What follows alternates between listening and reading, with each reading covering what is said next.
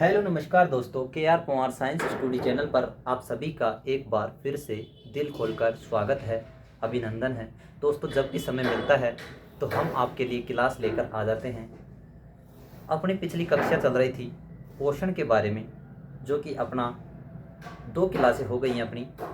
उससे पहले मैं आपको आज कुछ विशेष बताना चाहता हूँ कि आज एक ऐसे महान व्यक्ति जिसको राष्ट्रपिता के नाम से जाना जाता है, उसका आज ही के दिन क्या हुआ था, देहांत हुआ था। अर्थात आज उसकी क्या है, पुण्यतिथि है। पुण्यतिथि मतलब बोले तो 30 जनवरी को पुण्यतिथि, यानी कि उनको आज ही के दिन देहांत हुआ था। गोली लग गई थी आज ही के दिन। और राष्ट्रपिता का नाम आप सभी जानते हो, वो हैं श्री महात्मा गांधी, जिनका पूरा नाम बोले तो मोहनदास करमचंद गांधी। इनकी मैं कुछ जीवनी के बारे में बताता हूँ कि इनका जन्म 2 अक्टूबर 1869 पोरबंदर गुजरात में हुआ था और इनकी हत्या 30 जनवरी 1948 को हुई थी, जिसको आज हम शहीद दिवस के रूप में मनाते हैं। ऐसे महापुरुष को सत सत नमन, कोटि कोटि नमन। वे अपने बहुत ही अच्छे व्यक्तित्व के धनी थे। उनके पिताजी का नाम करमचंद गांधी था, जबकि माताजी का नाम पुतली बाई था और उनकी पत्नी का नाम कस्तूरबा गांधी था। दोस्तों, इन्होंने बहुत ही आंदोलन चलाए, जैसे चंपारण आंदोलन, खेड़ा आंदोलन आदि इनके द्वारा चलाए गए आंदोलन थे। ये क्या थे? सत्य अहिंसा के पुजारी थे। अर्थात अहिंसा के ये सदैव विपरीत रहते थे। इनको अहिंसा पसंद नहीं थी। अर्थात किसी की हत्या करना, मार पीट करना, ये सब इनको पसंद नहीं था। इनका अपने देश को आज़ादी दिलाने में बहुत बड़ा योगदान रहा। दोस्तों, महात्मा गांधी इतने सरल स्वभाव के थे जिसकी हम आज तुलना नहीं कर सकते। उनको विभिन्न नामों से जाना गया, जैसे अर्धनग्न फकीर। ब्रिटेन के अंग्रेज ने कहा, उसका नाम था विंस्टन चर्चिल। उन्होंने इनको अर्धनग्न फकीर कहा। कुछ ने इनको राष्ट्रपिता के नाम से संबोधित किया। वो थे सबसे पहले कहने वाले सुभाष चंद्र बोस। इनको सबसे पहले महात्मा कहने वाले रविंद्रनाथ टैगोर थे। सबसे पहले महात्मा कहने वाले, उपाधि देने वाले, वो थे रविंद्रनाथ टैगोर। इनके बारे में ऐसे भी कहा जाता है कि बिना खड़ग बिना डाल दिला दी हमें आज़ादी, कि दिला दी हमें आज़ादी बिना खड़ग बिना ढाल, कि साबरमती के संत तूने कर दिया कमाल, कि साबरमती के संत तूने कर दिया कमाल। बहुत सी बातें हैं। गांधी जी के महत्वपूर्ण विचार थे, बुरा ना देखो, बुरा ना बोलो, बुरा ना सुनो। तो आज के लिए दोस्तों, गांधी जी की मैं आशा करता हूँ गांधी जी के बारे में जानकर आपको बहुत अच्छा लगा होगा। अपन बिना समय को गंवाएं सेशन की शुरुआत करते हैं। इसी के साथ मैं 2 लाइनें कहना चाहूँगा कि क्या हार में क्या जीत में, किंचित नहीं वह बीत में, कर्तव्य पथ पर जो भी मिला यह भी सही वह भी सही, कर्तव्य पथ पर जो भी मिला यह भी सही वह भी सही, वरदान नहीं मांगूंगा लेकिन हार नहीं मानूंगा, हार नहीं मानूंगा। तो दोस्तों, अपन ने पिछली कक्षाओं में पोषण के बारे में कुछ क्लासें ले ली थी। 2 क्लासें अपनी हो गई थी और अपन ने उनके अंदर पोषण के लिए आवश्यक पोषक तत्वों के बारे में जाना था। एक था वृहद पोषक तत्व और एक था माइक्रो पोषक तत्व, अर्थात सूक्ष्म पोषक तत्व। वृहद पोषक तत्व के अंतर्गत अपन ने देख लिया था सबसे पहले कार्बोहाइड्रेट के बारे में जाना, जो कि क्या होता है, हमें सर्वाधिक ऊर्जा प्रदान करता है। दूसरे प्रोटीन के बारे में जाना कि है क्या है, शरीर निर्माणकारी तत्व हैं, अर्थात अत्यधिक हमारा शरीर प्रोटीन से ही मिलकर बना होता है। इसके बारे में कुछ महत्वपूर्ण प्रोटीन्स के बारे में भी अपन जाने। आज अपन पढ़ने वाले हैं वसा के बारे में कि वसा क्या है। यह भी अपने लिए क्या है, बहुत ही महत्वपूर्ण पोषक तत्व है, जिसके बारे में आज अपन जानने वाले हैं। तो दोस्तों, चलते हैं बिना समय गंवाए। आज तारीख हो गई है दोस्तों 30 जनवरी। 30 जनवरी, है ना दोस्तों।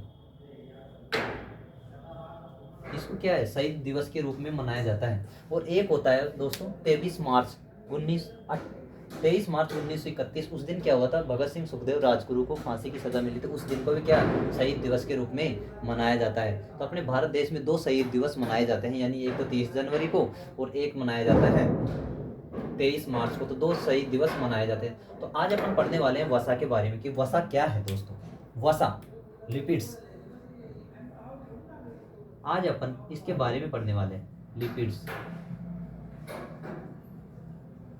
लिपिड्स क्या है, सबसे पहले जानते हैं लिपिड्स क्या है। लिपिड्स क्या है दोस्तों, यह संरक्षित भोजन के रूप में काम करती है। संरक्षित भोजन के रूप में काम आने वाला पोषक तत्व है। क्या है दोस्तों, पोषक तत्व है। गलत पोषक तत्वों की बात चल रही है ना दोस्तों। यह संरक्षित भोजन के रूप में काम आने वाला पोषक तत्व है, अर्थात यह उपहास के दौरान काम आती है। उपहास यानी व्रत करते हैं ना अपन दोस्तों, उस टाइम क्या होती है, वसा जो हमारे शरीर में होती है, हम खाना नहीं खाते हैं तो उस रूप में ये क्या करती है, काम करती है, जिससे अपन क्या है, उपहास रख पाते हैं। और यह हमें ऊर्जा के रूप में ऊर्जा प्रदान करते रहती है। कौन, वसा। वसा होती है दोस्तों, यह जल में अघुलनशील है। यह जल में अघुलनशील है। दोस्तों आपने देखा होगा कि तेल और घी ये जल में घुल जाते हैं, नहीं घुलते। तो ये क्या है, वसा में जल में अघुलनशील है। तो वसा क्या है, जल में अघुलनशील है। जैसे वसा के अंतर्गत क्या होती है, यह चिकने पदार्थों से ज्यादा पाई जाती है, चिकने पदार्थों में अधिक मिलती है। यह चिकने चिकने है ना दोस्तों, चिकने पदार्थों में अधिक मिलती है।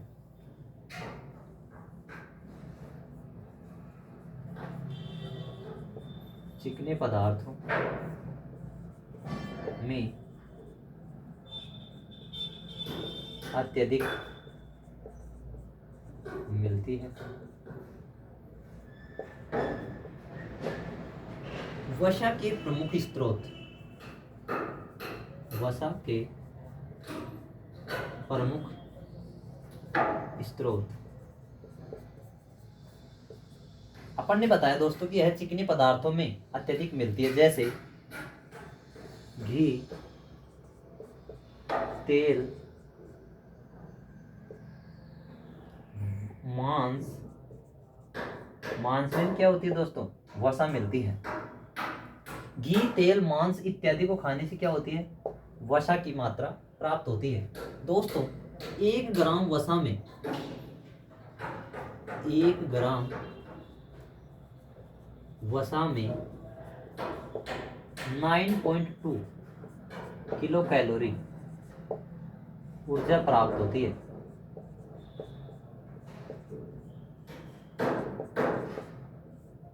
दोस्तों देखा कि सबसे ज्यादा ऊर्जा तो किससे मिलती है, 9.2 किलो कैलोरी किससे मिलती है, वसा से। लेकिन अपन ग्रहण क्या करते हैं, कार्बोहाइड्रेट, क्योंकि घी और तेल सभी लोग तो नहीं खाते दोस्तों। क्योंकि घी का आज आप भाव की बात करें तो 1000 रुपए किलो है। क्या है, गरीब आदमी क्या वसा खा पाएगा, बहुत कम खा पाएगा। इसीलिए कहते हैं कि क्या होता है, वो कार्बोहाइड्रेट तो सभी को उपस्थित हो जाती है और वसा क्या होती है, सभी को नहीं मिल पाती है। कुछ लोग होते हैं वो तो हमेशा खाते रहते हैं, लेकिन ये ज़्यादा खाना भी क्या होता है, हानिकारक होती है। तो वसा से क्या होती है, सर्वाधिक एनर्जी प्राप्त होती है, 9.2 किलो कैलोरी। लेकिन हमें क्या है, इसको सीमित मात्रा में खाना चाहिए। हमें वसा को सीमित मात्रा में ही खाना चाहिए। क्यों दोस्तों, ये राय क्यों दी जाती है आपको कि सीमित मात्रा में खाना जाए? क्योंकि दोस्तों वसा में जो चिकने पदार्थ होते हैं उनमें वसा होगी, और वसा क्या होगी, हमारे शरीर में जो ये ब्लड बह रहा है, ये जो हमारी नाड़ियों में अर्थात जो रक्त वाहिनियां होती हैं, रक्त वाहिनी मान लो थोड़ी देर के लिए, इसमें क्या होता है, ब्लड का फ्लो हो रहा है, ब्लड बह रहा है, ब्लड बह रहा है, ब्लड बह रहा है। इसमें क्या होता है, हम ज्यादा अगर वसा की मात्रा अर्थात ज्यादा वसीय पदार्थ खाएंगे, चिकने पदार्थ खाएंगे, तो उसमें क्या होगा, जैसे ब्लड सीधा सीधा बह रहा है तब तो कोई दिक्कत नहीं होगी, लेकिन यहाँ क्या हो जाता है,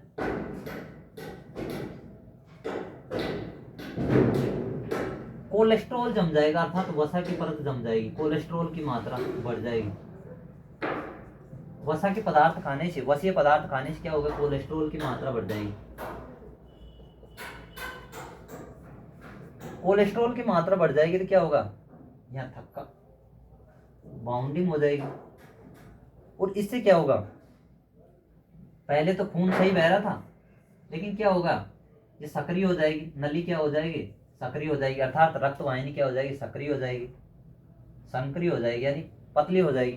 तो ये क्या होगा, पहले जैसा ब्लड फ्लो नहीं हो पाएगा, तो ये क्या करेगा, दबाव लगाएगा, दबाव लगाएगा रक्त वाहिनी में खून, और उससे क्या होगा, ब्लड प्रेशर, दबाव यानी रक्त दाब लगाएगा, रक्त दाब लगाएगा, और जिससे क्या होगा भाई, हार्ट अटैक आएगा। रक्त दाब लगाएगा तो क्या होगा, हार्ट अटैक। तो अपन ने देखा कि अपन ज्यादा चिकने पदार्थ खाएंगे, क्या चिकने पदार्थ खाएंगे तो उसमें क्या होगी, वसा होगी, और वसा से क्या होगी, वसा हमारे वसा में क्या होगी, कोलेस्ट्रॉल की मात्रा होगी, कोलेस्ट्रॉल की मात्रा होगी तो क्या होगा, वह हमारे क्या होगे, जो रक्त वाहिनियाँ होती है उसमें जम जाएगी। पहले रक्त वाहिनियों में खून सही प्रकार से बह रहा था, लेकिन जब भी उसमें कुछ भी रुकावट पैदा होगी तो क्या होगा, खून को तो भाई पूरा रास्ता चाहिए ना, ब्लड को जाने के लिए पूरी रक्त वाहिनी चाहिए, लेकिन उसमें क्या हो जाता है, कुछ परत जम जाती है वसा की, जिस कारण से क्या है, रक्त का फ्लो अच्छी प्रकार से नहीं हो पाता है, और रक्त का फ्लो अच्छे से नहीं होगा तो वो क्या करेगा, ब्लड भाई उसको तो रास्ता चाहिए, तो वो क्या करेगा, दबाव लगाएगा, क्या लगाएगा, दबाव लगाएगा, तो उसको हम अपन बोलते हैं blood pressure, BP, BP high होना। तो ब्लड प्रेशर लगेगा तो हमें क्या होगा भाई, हार्ट अटैक होगा, हार्ट अटैक होगा ना, तो हमें क्या है, सीमित मात्रा में वसा का प्रयोग करना चाहिए। इसीलिए तो कहा है कि हमें वसा को सीमित मात्रा में लेना चाहिए, क्योंकि उससे क्या होगा, कोलेस्ट्रॉल की मात्रा बढ़ जाएगी, है ना दोस्तों। और वसा के बारे में देखते हैं, वसा और क्या करती है भाई, वसा और क्या करती है, यहाँ नीचे देखिए दोस्तों, वसा शरीर का तापमान नियंत्रण भी करती है भाई, वसा शरीर के तापमान नियंत्रण में भी सहायक होती है। देखते हो दोस्तों, जिन लोगों का क्या होता है, स्टोमेच बाहर आ जाता है, पेट बाहर आ जाता है, तो उनमें क्या होता है, वसा फैटी एसिड्स की मात्रा क्या हो जाती है, ज़्यादा हो जाती है, वसा क्या होती है उनके शरीर में जमा हो जाती है, जिस कारण से क्या होता है, क्या होता है, बाहर आ जाता है। पहले तो क्या होती थी दोस्तों, वसा है ना, अच्छी पौष्टिक आहार के रूप में काम आती थी, लेकिन आजकल क्या हो गया, वर्तमान में लोग पहले जैसा काम तो करते नहीं, और बैठे बैठे क्या होते हैं, चिकने पदार्थ खाते जाते हैं, और वो क्या होती हैं, परत के रूप में जमती जाती है, जमती जाती है, जिससे क्या हो जाता है, पेट बाहर आ जाता है। फिर लोग क्या करते हैं, व्यायाम एक्सरसाइज करने लगते हैं, जिससे क्या है, चिकना पदार्थ क्या होता है, धीरे धीरे बाहर आने लगता है। तो लगातार अगर आप एक्सरसाइज करते हो और वसा की मात्रा लेते हो तो आपको क्या होगा, वसा इतना इफेक्टेड नहीं होगी आपकी, और शरीर का संतुलन भी बना रहेगा, है ना दोस्तों। इतना आपको सब आप सभी को समझ आया होगा दोस्तों। और भूख हड़ताल के टाइम भी क्या काम आती है, ये क्या करती है, भूख हड़ताल के टाइम भी काम आती है भाई। संरक्षित भोजन बताए ना, भूख हड़ताल, भूख हड़ताल के समय भी यही काम आती है। क्या? वसा। भूख हड़ताल के समय भी काम आती है भाई, है ना। चोट को सहने में भी काम आती है, चोट को सहने में भी क्या कहते हैं, वसा काम आती है ना दोस्तों। अब देखते हैं अपन वसा कितने प्रकार की होती है। क्या? वसा कितने प्रकार की होती है, इसके बारे में अपन जानते हैं। और वसा देखो कैसे मिलकर बनी होती है। 3 वसीय अम्ल तथा एक ग्लिसरॉल अणु पाया जाता है इसमें। सबसे इंपॉर्टेंट बात है भाई, इसको ध्यान रखना। वसा में क्या होता है, 3 वसीय अम्ल, 3 वसीय अम्ल प्लस एक ग्लिसरॉल अणु पाया जाता है। ग्लिसरॉल अणु विद्यमान होता है, पाया जाता है। अब सबसे इंपॉर्टेंट बात अपन को ये ध्यान रखना है भाई, सर्वाधिक ऊर्जा किससे प्राप्त होती है। ऊर्जा तो किससे प्राप्त होगी, कार्बोहाइड्रेट से। लेकिन 1 ग्राम वसा के अणु में बात करें तो सर्वाधिक ऊर्जा प्राप्त होगी 9.2 किलो कैलोरी। अपन ने पिछली कक्षा में देखा था कि जो अपनी वो थी क्या, कार्बोहाइड्रेट थी, एक थी कार्बोहाइड्रेट, क्या थी, कार्बोहाइड्रेट, उससे कितनी ऊर्जा थी भाई, 4.1 किलो कैलोरी, है ना। दूसरी थी अपनी प्रोटीन, प्रोटीन से कितनी थी भाई, 4.2 किलो कैलोरी। अब तीसरी अपन ने देखा वसा, वसा से कितनी है भाई, 9.2 किलो कैलोरी। तो अपन कह सकते हैं कि 1 ग्राम वसा के अणु में तो सर्वाधिक ऊर्जा प्राप्त होगी, लेकिन अपन ऊर्जा के रूप में सर्वाधिक किसे ग्रहण करते हैं, कार्बोहाइड्रेट्स को। क्योंकि कार्बोहाइड्रेट्स क्या होती है, सभी पदार्थों में अधिकतम पाई जाती है, जैसे गेहूं चावल इत्यादि, ग्लूकोन डी इत्यादि में सभी में कार्बोहाइड्रेट्स पाई जाती है। तो अपन कार्बोहाइड्रेट्स ग्रहण करना आसान होता है, जबकि वसा क्या होती है, कीमती होती है। चिकने पदार्थों में क्या पाई जाती है, वसा होती है। लेकिन वसा को भी अपन क्या है, तापमान नियंत्रण करने में उपयोग लेते हैं। और वसा को क्या करना चाहिए, सीमित खाना चाहिए। 3 वसीय अम्ल तथा एक ग्लिसरॉल अणु से मिलकर बनी होती है। अब पूछा जाता है कि संरक्षित भोजन के रूप में कौन सा पोषक तत्व होता है, वो होती है अपनी वसा। भूख हड़ताल के समय कौन सा पोषक तत्व काम कर देता है, वह होती है वसा ना। उसके बारे में अपन को नहीं बताना कि प्रोटीन करती है या कार्बोहाइड्रेट करती है, वो भूख हड़ताल के समय अपना वसा काम करती है। ध्यान रखना है इस बात को, है ना दोस्तों। अब आगे चलते हैं, वसा कितने प्रकार की होती है ना दोस्तों। वसा के प्रकार देखते हैं। इतना आप सभी को समझ आया होगा आशा करता हूँ। मिटा देते हैं।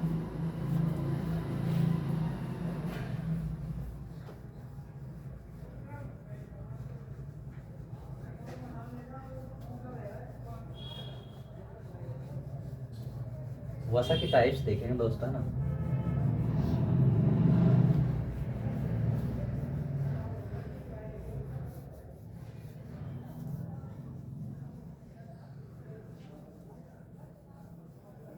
दोस्तों आपको पिछली कक्षा में इतना प्यार देने के लिए बहुत बहुत आभार प्रकट करता हूँ आप सभी का। धन्यवाद आप सभी ने जो इतना प्यार दिया। क्योंकि दोस्तों पिछली कक्षा में क्या था, अपने शोरगुल ज़्यादा हो रहा था, इसके लिए भी आपसे क्षमा प्रार्थी। अब देखते हैं वसा के प्रकार। क्या देख रहे हैं, वसा के प्रकार। वसा कितने प्रकार की होती है, टाइप्स ऑफ लिपिड्स। वसा के प्रकार कितने हैं, वसा के प्रकार देखते हैं। एक होती है दोस्तों संतृप्त वसा और एक होती है असंतृप्त वसा। देखो इसके बारे में अपन अच्छे से जानते हैं। संतृप्त वसा किसे कहते हैं और एक होती है असंतृप्त वसा। संतृप्त वसा मुख्य मुख्य गुण जानेंगे अपन, है ना। ज्यादा पढ़ने की जरूरत है नहीं है, क्योंकि हमें पीएचडी तो करनी नहीं है। संतृप्त, असंतृप्त वसा, इसको बोलते हैं सैचुरेटेड,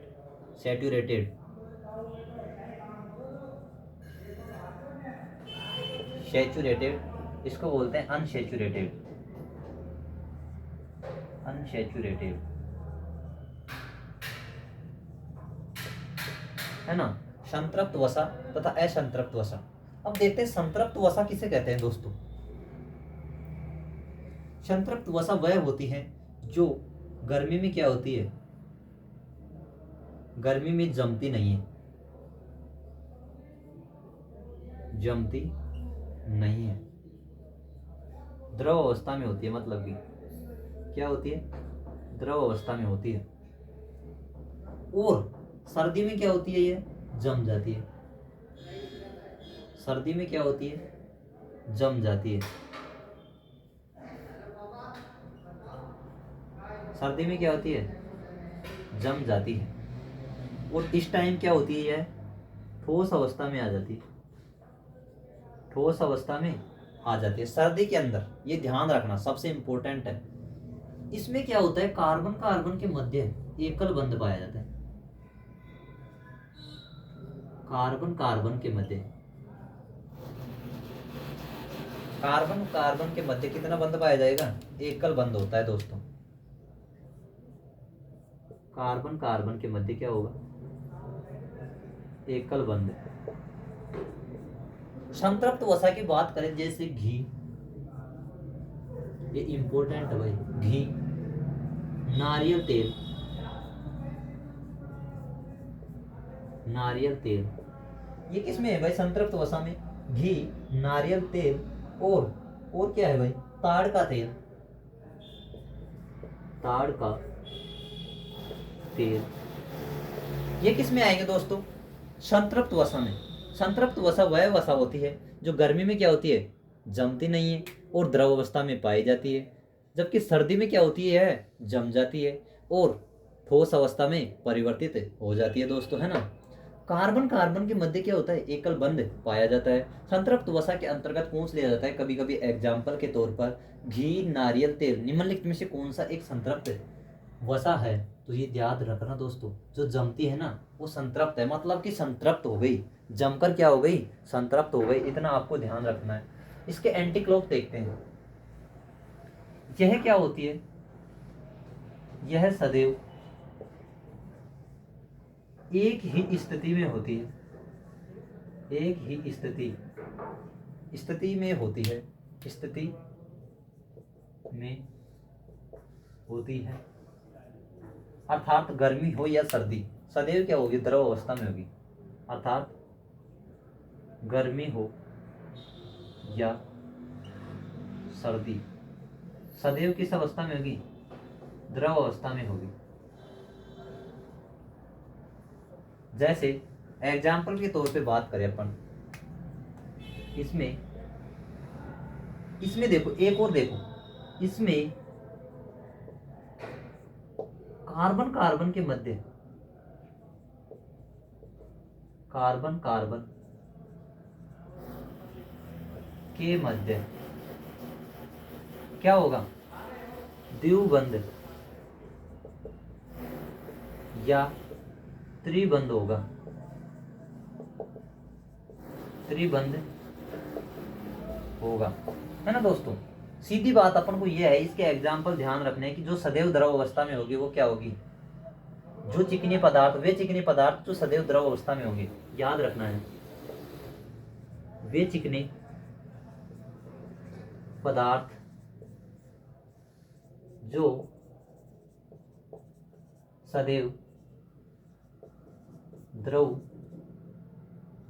अवस्था में होंगे, वे क्या होंगे भाई, जैसे सरसों का तेल, सरसों का तेल, और क्या होगा भाई, मूंगफली का तेल, क्या होगा, मूंगफली का तेल, मूंगफली, सूरजमुखी, सूरजमुखी का तेल, ये याद रखना भाई, ये क्या है, सूरजमुखी नहीं है, सूरजमुखी का तेल समझना, मूंगफली का अर्थ समझना, मूंगफली का तेल। और एक अपना सरसों का तेल, क्या है, सरसों का तेल, ये क्या है, सदैव जमते नहीं है दोस्तों, ये अपनी एक स्थिति में रहते हैं, इनके लिए चाहे सर्दी का मौसम हो या गर्मी का मौसम हो, ये हमेशा एक ही फेज में पाए जाते हैं, अर्थात अवस्था में पाए जाते हैं। अब देखते हैं दोस्तों, एक चीज आप हमेशा ध्यान रखना, मछली का तेल भी क्या होता है भाई, इसी में होता है। कभी कभी पूछ ले, मछली का तेल, मछली का तेल इसमें भी निकलता है भाई, मछली में भी तेल निकलता है। मछली का तेल भी क्या होता है, असंतृप्त वसा में ही आता है। अब एक बात आपको ध्यान रखना है, जिसमें भी तेल निकलता है ना दोस्तों, वे क्या होते हैं, हमारे शरीर के लिए लाभदायक होते हैं। एक बात हमेशा नोट दिखा के ध्यान रखना, अपने जो भी छोटे बच्चे हैं ना, उनको जिनमें भी तेल निकलता है ना, वो हमारे शरीर के लिए लाभदायक होते हैं, लेकिन ज़्यादा भी नहीं। जिनमें भी तेल निकलता है ना, वे हमारे शरीर के लिए लाभदायक होते हैं। दोस्तों जैसे बादाम, ये क्या है, बादाम का तेल नहीं आता क्या भाई, डाबर, बादाम, बादाम का तेल, नारियल का तेल, ये सब क्या होते हैं, जैसे नारियल खाएंगे तो वो भी सही है हमारे लिए, हमारे शरीर के लिए। एक है बादाम है, वो भी क्या है, हमारे शरीर के लिए लाभदायक है। तो जिनसे भी तेल निकलता है, वे हमारे शरीर के या ब्रेन के लिए बहुत ही लाभदायक होते हैं। क्या होता है उनसे, ज्ञान में वृद्धि होती है, मस्तिष्क अच्छा चलता है, तंदुरुस्ती बनी रहती है मस्तिष्क की। तो ज़्यादा से ज़्यादा क्या है, तेल निकलने वाले पदार्थ खाइए, बच्चों को खिलाइए, है ना। लेकिन जो वसा के पदार्थ होते हैं, जैसे घी, ये क्या है, लिमिट मात्रा के खाने चाहिए। ऐसे नहीं कि हाँ खाते जा रहे हैं, जम गया अपने शरीर में भी जम गया, ऐसी स्थिति आपके साथ नहीं होनी चाहिए। तो दोस्तों आशा करता हूँ वसा के बारे में आप सभी को अच्छे से समझ आया होगा, है ना। तो आज के लिए दोस्तों इतना ही, है ना। लेकिन याद रखना कि वसा के पदार्थ, वसीय पदार्थ हमको ज़्यादा नहीं खाने चाहिए। तो दोस्तों आज के सेशन की समाप्ति हम इसी के साथ करते हैं। मिलते हैं आपको नेक्स्ट वीडियो में। जय हिंद, जय भारत, जय हिंद, जय भारत।